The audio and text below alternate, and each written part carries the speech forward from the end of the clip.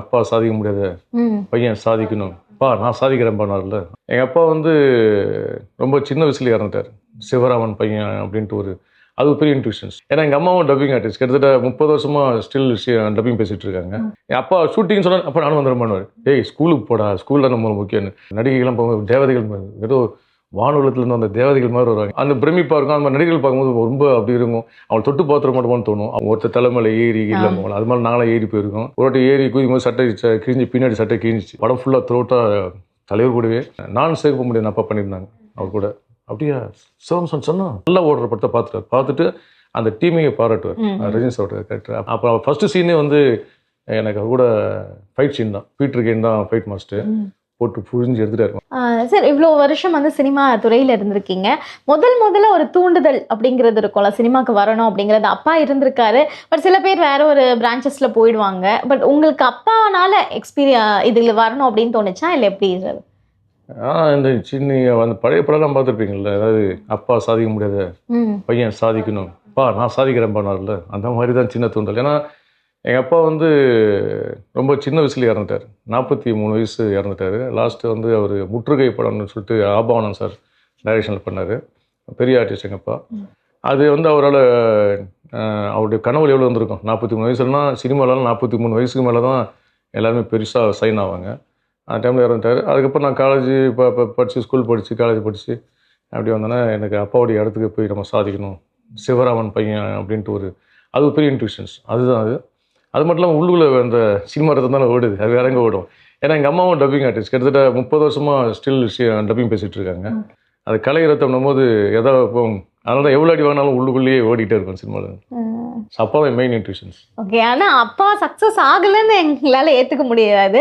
அவர் பேரை சொல்லி அவரோட முகம் பார்த்த உடனே எங்களுக்கு ஞாபகம் வந்து விஜயகாந்த் சாரோட அந்த காமெடி சீக்வன்ஸ் அது எல்லாமே. சின்ன வயசில் அவர் கூட வந்து வெளியே போனது, ஷூட்டிங் ஸ்பாட் போனது, அந்த மாதிரி அனுபவங்கள்லாம் இருக்கு. ஒரு படம் போனேன் அப்போல்லாம் டிஆர் படம் சார் பண்ணிட்டு இருப்பாங்க, விஜயா கார்டன்ஸில் பண்ணிட்டு இருப்பாங்க டிஆர் சார் படம்லாம். போவேன், ரொம்ப பிரமிப்பாக இருங்க. ஏன்னா அப்போல்லாம் இப்போல்லாம் நடிகர்கள் வந்து கேஷுவலாக வெளியே ஈஸியாக பார்த்துக்க முடியுது. அப்போல்லாம் பெரிய நடிகர்கள் பார்க்க முடியாது. அவங்க பார்க்கும்போதெல்லாம் ஒரு பிரமிப்பாக இருக்கும். அப்படியே அவங்களையே பார்த்துட்டு இருப்போம். அவங்க நம்மளுக்கு தப்பாக இருந்துச்சு, என்னடா மூஞ்சியே பார்த்துட்டு இருக்காங்க அப்படின்னு அந்த மாதிரி இருக்கும். அப்பா பண்ணும்போதெல்லாம் இங்கே அப்பா என்கிட்ட பேசிட்டு போகிற மாதிரி இருக்கும். அங்கே ஷார்ட்டில் போனால் அவர் வேறு மாதிரி கட்டு அந்நியன். இங்கே ஒருத்தர் நான் சாமி போகிறேன், அங்கே போனால் அந்நியனை மாறிட்டு அது மாதிரி வேறு மாதிரி கேரக்டர்லாம் பண்ணிட்டு இருக்கும்போது அது ஒரு பெரிய இன்ட்ரெஸ்டிங்காக இருக்கும். அதெல்லாம் பார்க்க டெய்லி ஷூட்டிங். அப்பா அதனாலே என்ன பண்ணிட்டாருன்னா ரொம்ப ஷூட்டிங் போகலான்னு எங்கள் அப்பா ஷூட்டிங் சொன்னால் அப்போ நானும் வந்துட பண்ணுவார். ஏய் ஸ்கூலுக்கு போடா, ஸ்கூல் தான் நம்ம முக்கியம்னு. அந்த மாதிரி ஆகிடும். அந்த மாதிரி எங்களை அடிமையாட போகிறோம் அப்படின்ற மாதிரி நல்லா அப்பா வந்து மேக்ஸிமம் அவாய்ட் பண்ணுறாரு போகிறதுக்கு. பட் நாங்கள் என்ன பண்ணுவோம், அப்பா வந்து ப்ரிவியூ ஷோஸ்லாம் நிறைய போவோம். படங்கள் ரிலீஸ் ஆகிற மாதிரி வந்து ப்ரிவியூ ஷோஸ் வந்து போவோம். நிறைய படங்கள் அது ப்ரிவியூ ஷோஸ் கண்டிப்பாக கூட்டின்னு போடுவார். அப்போ பார்க்க போகும்போதெல்லாம் எல்லாம் வந்து அந்த மேனா தியேட்டர்ஸ், நிறைய தியேட்டர்ஸ்லாம் இருக்கும். அந்த தியேட்டரில் வந்து படம் பார்த்து வரும்போது நடிகைகள்லாம் போகும்போது தேவதைகள் ஏதோ வானுலகத்துலேருந்து அந்த தேவதைகள் மாதிரி வருவாங்க. ஏன்னா அப்படி ட்ரெஸ்ஸிங், காஸ்டியூம், பெர்ஃப்யூம்ஸ் எல்லாம் இவங்கன்னா நம்ம ஊரில் சம்மந்தமெல்லாம் வராங்களே அப்படி பார்ப்போம். அந்த மாதிரி அந்த பிரமிப்பாக இருக்கும். அந்த மாதிரி நடிகர்கள் பார்க்கும்போது ரொம்ப அப்படி இருக்கும். அவளை தொட்டு பார்த்துட மாட்டோமான்னு தோணும். அப்படிலாம் வந்து ஏன்னா அப்போல்லாம் வந்து ஒன்லி நடிகர்கள் மட்டும்தான் ஷோஸ் போடுவாங்க. பெரிய பெரிய ஆர்டிஸ்ட் மட்டும் தான் ஷோ போடுவாங்க, பப்ளிக் போட மாட்டாங்க. நடிகர்கள் அந்த டெக்னீஷியன்ஸ் மட்டும் போடுவாங்க. ஸோ அப்படிலாம் அப்பா கூட இருந்த அந்த எக்ஸ்பீரியன்ஸு. அப்புறம் அந்த மீட்டிங் போகும்போது கூட மீட்டிங் போவேன். என்ன மட்டும் கொண்டு போவார், தம்பி ஒருத்தன் தான். பட்டு நம்ம தான் கொஞ்சம் அப்படி இப்படி இன்ட்ரெஸ்ட் போனோம். அதான் இவ்வளோ இழுத்துட்டு வந்துச்சு. சார் அப்பா கூட வெளியே போகும்போதெல்லாம் இந்த ஹீரோயின், இந்த ஹீரோஸ் எல்லாம் நான் பார்த்துருக்கேன், இவங்களை தொற்ற மாட்டோமா அப்படிங்கிற மாதிரிலாம் எங்கிருக்கேன். அதே மாதிரி இப்போ ரீசெண்டாக வந்து அவங்க கூட நடிக்கிற வாய்ப்புலாம் கிடைச்சிருக்கும். அப்போ நீங்கள் போய் எக்ஸ்பிளைன் பண்ணீங்களே, நான் இவரோட புள்ள தான், நான் சின்ன வயசில் அவங்கள பார்த்துருக்கேன், அந்த மாதிரியான எக்ஸ்பீரியன்ஸ்லாம் இருக்கா அவங்களுக்கு? அதான் அவர் தொட்டுட்டேன்னு ஒருத்தர் சூப்பர் ஸ்டாரா? சூப்பர் ஸ்டார் அவரு தொட்டார், நான் தொல்ல அவரே என்ன தொட்டார். அந்த மாதிரி அது உண்மையாக பெரிய விஷயமா நம்ம சினிமாவில் அமைச்சு. சினிமாவில் மட்டும்தான் அந்த மாதிரி நடக்கும். அந்த காலத்து மன்னன் படம்லாம் பார்த்துருப்பீங்க, காமெடியெலாம் போட்டுருப்பாங்க. அந்த டிக்கெட் வாங்கும்போது ஒருத்தர் தலைமையில ஏறி இல்லை போகலாம். அது மாதிரி நாங்களாம் ஏறி போயிருக்கோம்.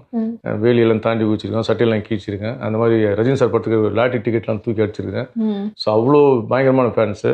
ஒரு வாட்டி ஏறி குதிக்கும் போது சட்டை கிழிஞ்சி, பின்னாடி சட்டை கிழிஞ்சிச்சு, ரெண்டாக கிழிஞ்சிடும்.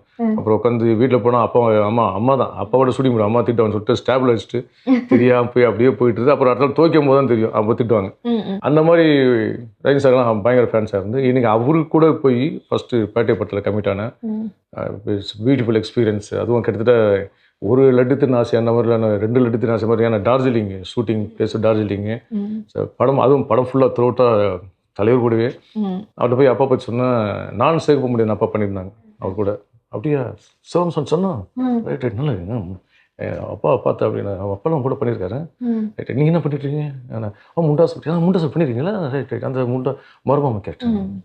ஏன்னா ரஜினி சார் எப்படின்னா அவர் எப்பயுமே உங்களுக்கு தெரியும் அவர் நல்லா ஓடுற படத்தை பார்த்துட்டு அந்த டீமையை பாராட்டுவார் ரஜினி சாரோட கேரக்டர். அப்போ முண்டாசு அப்படி சொல்லும்போது சொன்னார். அப்புறம் கூடவே த்ரோட்டாக பண்ணோம் படம் ஃபுல்லாக. அப்புறம் ஃபஸ்ட்டு சீனே வந்து எனக்கு கூட ஃபைட் சீன் தான். அதனால தான் அவரு எனக்கு தொட்டார்னு சொன்னேன். என்னென்னா நாங்கள் வந்து போய் டார்ஜிலிங் இறங்கினோடனே 20-25 ரிஹர்சல் பீட்டர் கேன் தான் ஃபைட் மாஸ்டர் போட்டு புழிஞ்சு எடுத்துகிட்டாரு. வந்து அந்த ஒன்மோர்ன்ட்டு யார் கூட பண்ண பார்த்தா அப்போ சொன்னார் தலைவரோட ஃபைட் பண்ணுறீங்க கொஞ்சம் அதனால ஏன்னா அவருக்கு எதாகிடக்கூடாது டைமிங் கரெக்டாக பண்ணு சொல்லிட்டு 25. அப்புறம் தலைவர் வந்தார். யார் விட ஃபைட்டு இப்படி கம்போஸ் பண்ணிட்டு யார் நீங்கள் தான் வரீங்களா? அப்போ யார் வர? அவர் ஓகே அவர் 5 பேர் பண்ணிட்டாலாம். ஓகே நீங்கள் கூட அப்படின்னா சார் அவ்வளோதான் அதுதான் பேசினார். நான் கூட ஃபஸ்ட் என்ட்ரி அவர் படியில் இருப்பார். நான் அப்படி அவர் இந்த மங்கிக்குள்ளே போட்டிருப்போம் அப்படிங்கள அது கூட உட்காந்து நின்று இருப்பார். அப்படி போவேன் அப்படி கையை பிடிச்சி கை பிளாக் பண்ணிட்டு தள்ளி அப்போ சுற்றுல தள்ளுவார். தள்ளி கீழே விடுவேன் திருப்பி ஒரு கை பண்ணுவார். எனக்கு அதுதான் அப்படி நான் ட்ரீம் கேர்ள் கையை பிடிச்ச மாதிரி அப்படி நான் அப்படி ஸ்லோ மோஷன் நான் ஃபீல் பண்ணி அவர் என் கையை பிடிச்சி அப்படி தள்ளி அப்படி பண்ணும்போது நான் அப்படி ட்ரீம் கேர்ள் ஃபீல்லாம் பண்ணி ஐயோ தலைவான்ற மாதிரி அனுபவிச்சு. ஸோ அந்தளவுக்கு ஃபேன்ஸ் அது வந்து ரஜினி சார்ட்ட எனக்கு கிடைச்ச எக்ஸ்பீரியன்ஸு.